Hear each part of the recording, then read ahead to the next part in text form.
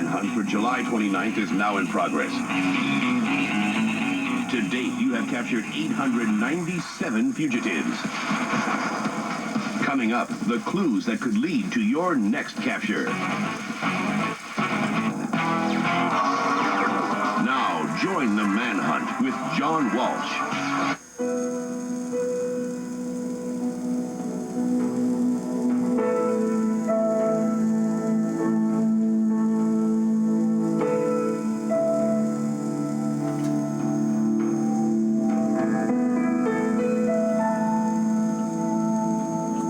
What an incredibly emotional day.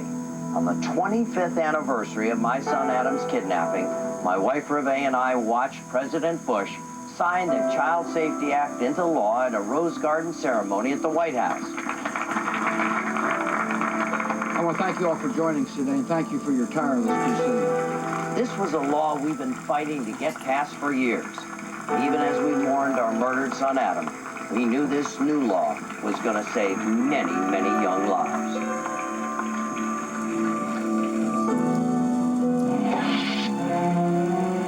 We've seen it happen over and over again. Sexual predators targeting our children all across the country. Cops say Joseph Duncan stalked the Groney family in Coeur d'Alene, Idaho. Although he was a registered sex offender in North Dakota, Duncan made his way to Idaho undetected. Investigators say he kidnapped 8-year-old Shasta Groney and her 9-year-old brother Dylan after murdering their family. Then he dragged the children to campsites from Idaho to Montana. Finally, someone spotted Duncan with Shasta. He was arrested and she was safely recovered, but tragically, police say Duncan had murdered little Dylan.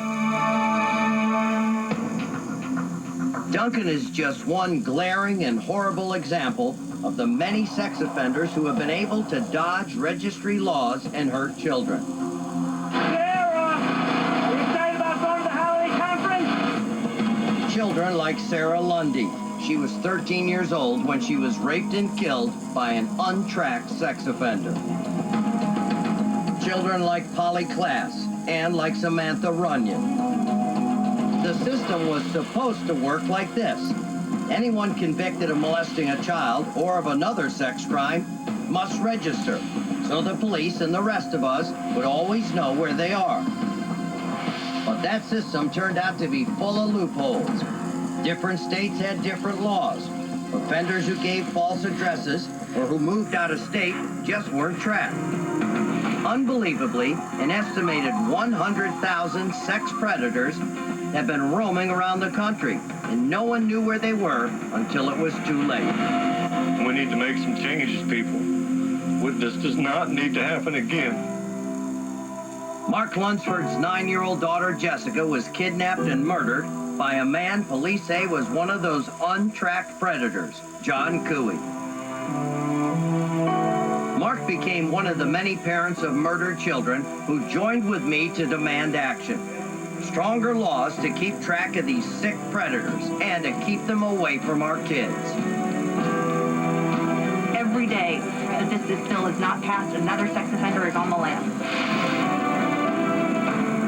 We knew that the patchwork of state laws needed to be replaced by a strong national system. A federal registry law with some real teeth. So we took our fight to Capitol Hill. Okay, I will try to help you. You'd think it would be easy to get everyone to agree on a law to protect children. And we quickly got a lot of support. But sometimes even good ideas get bogged down in politics. Although almost every senator and House member we met supported the proposed new law, disagreements over the specifics stalled it in the Senate last year. But that didn't stall us. You brought in the heavy guys, you know, Yeah, I did. Dennis and Robbie. Absolutely. Absolutely. Hell of a team. Absolutely. If you're on the cutting edge, you're going to stay there, you make a difference, and this will make a difference. Anytime. I want to thank you for taking the high road. This is going to change the way America deals with these sexual predators. Thank you for keeping your word. Working Working with leaders in both parties, we tried again, mounting an all-out campaign to get a child safety bill passed. A lot of people stood up in the public and said, we want this bill, we demand this bill. You sweetheart, we're so proud of you. Elizabeth Smart, who was rescued after being abducted in Salt Lake City, her family and other child advocates as we went from office to office on Capitol Hill. In a bittersweet honor, lawmakers decided to name the legislation the Adam Walsh Child Protection and Safety Act. And just a few days ago, all of our hard work paid off. It sailed through Congress. Ladies and gentlemen, the President of the United States. Thank you all for coming. Please be seated. Our society has a duty to protect our children from exploitation and danger. By enacting this law, we're sending a clear message across the country. Those who prey on our children will be caught, prosecuted, and punished to the fullest extent of the law.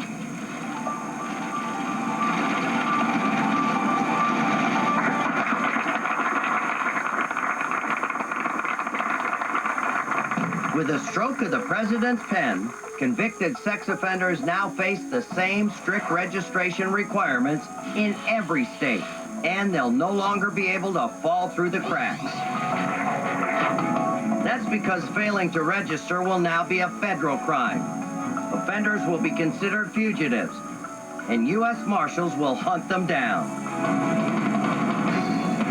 The new law makes it easier for all of us to track these lowlifes, thanks to a new online national registry. Using your zip code, you'll be able to find out the exact locations of sex offenders in your neighborhood.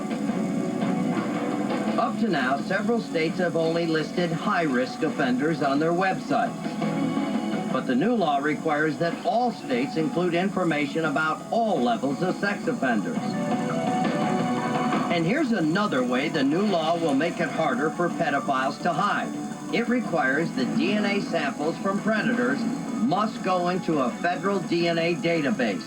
Even if one of these lowlifes tries to use a fake ID, we can easily find out who he really is. This has been a long time coming. A lot of pain and hard work went into getting this law passed. We all know it's not going to solve all of the problems of dealing with sexual predators. There's more work to do, but this is a huge step and something we can all be proud of.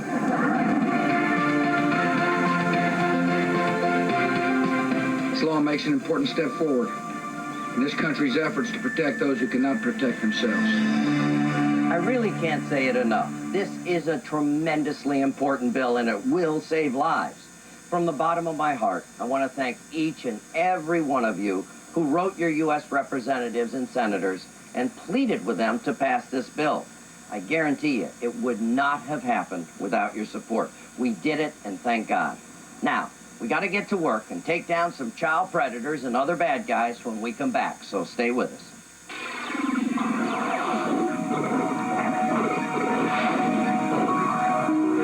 Coming up, 25 years ago, he was kidnapped and murdered.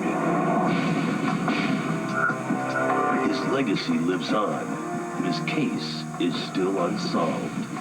Tonight, we're still seeking justice for Adam Walsh.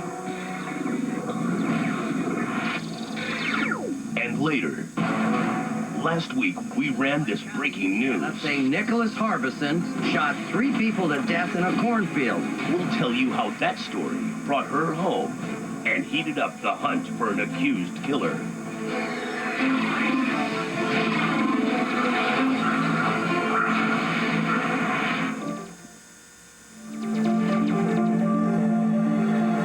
Now let's put the brand new Adam Walsh Child Protection and Safety Act to work by catching some accused pedophiles in tonight's All Points Bulletin.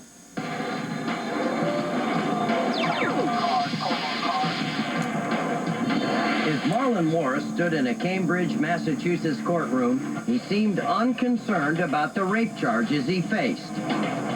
He'd been accused of viciously assaulting a 13-year-old girl, and the young victim had the courage to testify against him in court. I I had to do it for every other girl who would go through it. I had to do it. So I knew that they would see the truth in what I had to say and know that he was a horrible person. And when she did testify, it was for the right thing. It was to bring justice and to have closure on what had happened to her, to know that these people invaded her life and her body, and it was wrong, and they took something from her. As jurors focused on the young girl's story and her fight for justice, Morris was only focused on one thing, a way out. On November 29, 2004, the jury was in its third day of deliberations. During a routine lunch break, Marlon Morris just simply got up out of his chair and walked to the exit and left the court. No one stopped him as he headed to the courthouse door and away to freedom. 20 minutes later, the jury reached its verdict, guilty. But to this day, the convicted rapist remains on the run. He was supposed to know what he put me through that day. He was supposed to face what he did, and he didn't have to. He just walked out, and I was the one left in there, disappointed and left to cry. Cops say Morris could be hiding in the Bronx in New York. It could be going by the nickname Remy. Look for this mole right between his eyebrows. If you know where Marlon Morris is, call us tonight. Parents in Long Beach, California thought of Richard Goldberg as a friend. The parents believed that Mr. Goldberg was a nice guy. You know, the parents have to work, and they knew they had basically a free babysitter. Goldberg has turned his backyard into a child's paradise with swings and a pen for pet rabbits and ducks. Inside his home, kids could use art supplies and play computer games. But cops say what no parent here knew was that Goldberg's interest in their children was far from innocent. Cops say two girls playing on Goldberg's computer saw naked pictures of some young friends. The brave kids immediately told their parents. Cops investigated, and everyone's worst fears were confirmed. He has already assaulted 6 kids, and we know that these guys don't stop. But before cops could close in, Goldberg took off. Goldberg enjoys fishing and hunting. Police say since he fled Long Beach, he's visited relatives in Rumson, New Jersey, and has been spotted in Las Vegas, Nevada. Take a close look at this new picture of Goldberg. It's an artist's rendering of how his looks may have changed since he's been on the run. He may have stopped dyeing his hair and could have shaved off his mustache. Richard Goldberg is one of the FBI's 10 most wanted fugitives. If you've seen him, call our hotline tonight.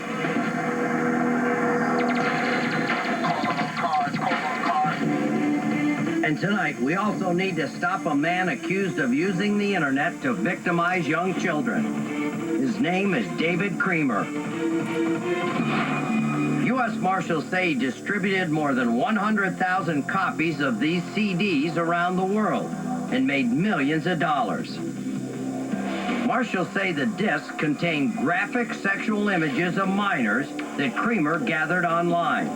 When cops raided Creamer's office and 2 aircraft hangars he was leasing, they found more than child pornography. Inside one hangar, they found a huge arsenal of illegal weapons, more than 70 guns, and tens of thousands of rounds of ammo. Before he could be brought to trial, Creamer took off. Well, I say his days on the run end tonight. David Creamer's fascinated with Harley-Davidson motorcycles and has owned them in the past.